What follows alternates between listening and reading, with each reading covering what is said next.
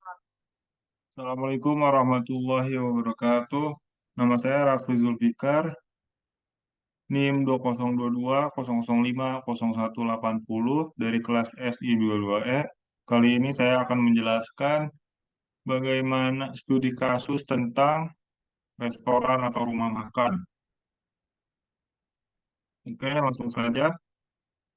Nomor satu adalah pendefinisian tugas dan aktor. Satu, pelayan melakukan tugasnya, yaitu mengelola pesanan dan berikut adalah hal yang dilakukan oleh pelayan. Yang pertama adalah login ke sistem, input pesanan, menambah pesanan, melihat pesanan, menghapus pesanan. Yang kedua, ketika pelayan sudah melakukan tugasnya, bagian selanjutnya adalah koki. Koki mengelola makanan. Adapun hal yang diterima oleh koki adalah login ke sistem, menerima list pesanan makanan, konfirmasi pesanan makanan.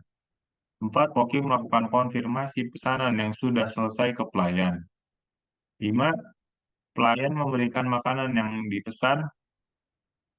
Selanjutnya, kasir memberitahu nominal yang harus dibayar oleh pelanggan. 7.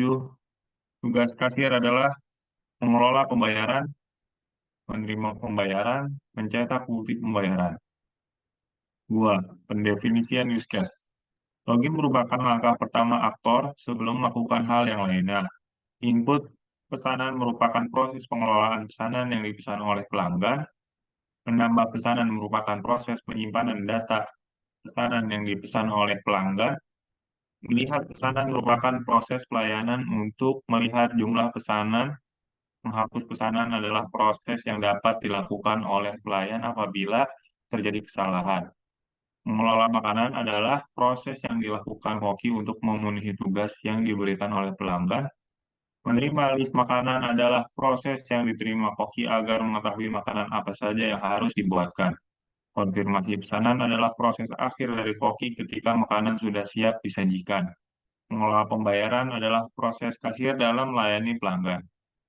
Menerima pembayaran adalah proses kasir dan dalam menerima uang yang harus dibayarkan. Selanjutnya, mencetak bukti pembayaran adalah proses kasir dalam mengelola pembayaran. Dan yang terakhir adalah logout, merupakan proses dalam mengakhiri sebuah sistem. Yang ketiga, skenario use case. Nama use case, login. Aksi aktor, masukkan username dan password. Reaksi sistemnya, memeriksa paling tidaknya data yang dimasukkan, masuk ke halaman pesanan, skenario aksi aktornya, masukkan username dan password, reaksi sistemnya, memeriksa valid tidaknya data yang dimasukkan, menampilkan login tidak valid, aksi aktornya memasukkan username dan password yang valid, reaksi sistemnya, memeriksa valid tidaknya data yang dimasukkan, 6. Masuk ke halaman pesanan. Selanjutnya use case, input pesanan. Aksi aktor, memasukkan data pesanan yang ada, reaksi sistemnya, memeriksa status login, memeriksa valid tidaknya data yang masuk, menyimpan pesanan, menampilkan pesanan sukses disimpan. Skenario alternatifnya, versi sistemnya memeriksa status login, memasukkan data pesanan yang ada, 3. Memeriksa valid tidaknya pesanan data pesanan yang masuk, 4. Menampilkan bahwa pesanan tidak valid, 5. Memperbarui data masukan pesanan yang tidak valid, 6. Memeriksa valid tidaknya pesanan yang masuk, 7. Menyimpan pesanan, 8. Menampilkan pesanan yang sukses disimpan. Selanjutnya, diskrete melihat pesanan. Versi sistemnya, yang pertama adalah memeriksa status login, 2. Menampilkan data pesanan yang dicari, aksi aktornya memilih pesanan yang dicari, selanjutnya yang terakhir reaksi sistem adalah menampilkan pesanan dari menu yang dipilih. Selanjutnya, menambah pesanan, memeriksa status login, menampilkan data pesanan yang ingin ditambah, 3. Memilih pesanan yang ingin ditambah, 4. Menampilkan data pesanan yang ingin ditambah. Selanjutnya, menghapus pesanan, memeriksa status login, memasukkan pesanan yang ingin dihapus, menampilkan konfirmasi apakah pesanan benar-benar ingin dihapus, mengonfirmasi ya atau tidak, hapus data pesanan, menampilkan pesan bahwa data berhasil dihapus. Selanjutnya adalah konfirmasi pesanan. Pertama, memeriksa status login, menampilkan list pesanan yang dipesan. Tiga, konfirmasi data pesanan. Empat, validasi data pesanan. Lima, pesanan dibuat. Selanjutnya, menerima pembayaran. Memeriksa status login, menampilkan list data pesanan yang ingin dibayar, memilih pesanan yang ingin dibayar, memvalidasi data pesanan yang berhasil dibayar. Selanjutnya, mencetak bukti pembayaran. Satu, memeriksa status login, menampilkan data pesanan yang berhasil dibayar, tekan tombol print bukti pembayaran, mencetak bukti pembayaran berhasil dicetak. Yang terakhir adalah use case logout, memeriksa status login, menampilkan menu logout, tiga, tekan tombol logout, empat, logout berhasil.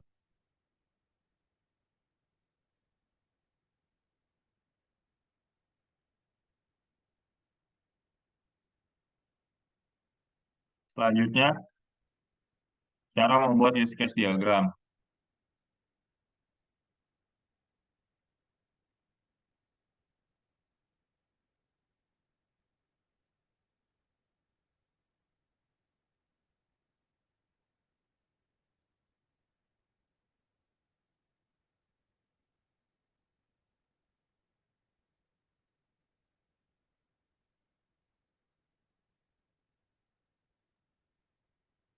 Yang pertama kita ke model, kemudian diagram, dan pilih use case diagram. Yang pertama, kita akan memasukkan aktor, tiga aktor, yaitu pelayan, koki, dan kasir. Pelayan, koki,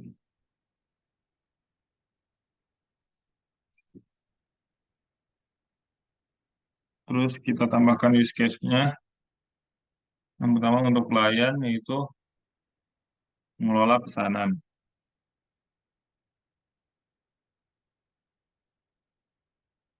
Tambahkan lagi, input pesanan.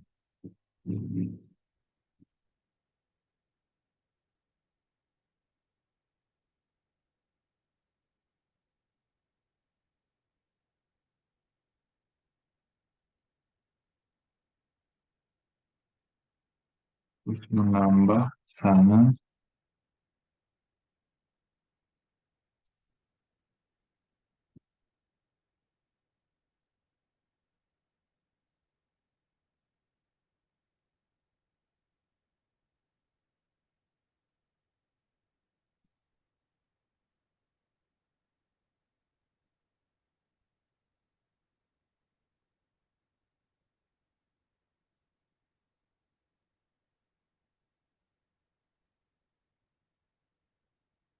Bukan dulu, lalu kita hubungkan pelayan ke mengelola pesanan, tarik sini,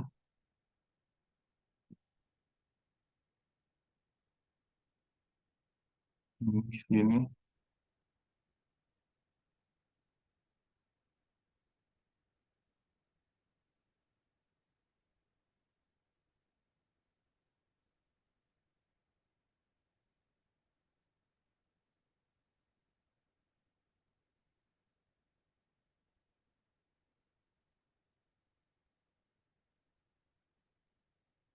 ini, kopi, tugas dari koki yaitu membuat pesanan,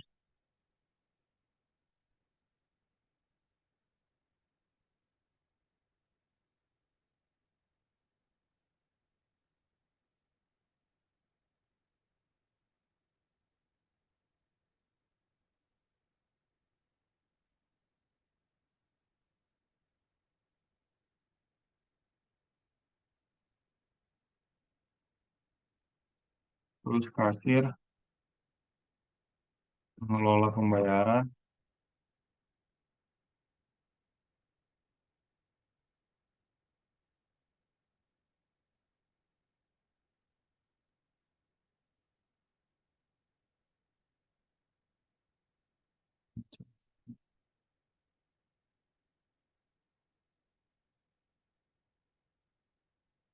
Untuk mempersingkat waktu, ini adalah contoh dari tabel use case diagram yang telah jadi.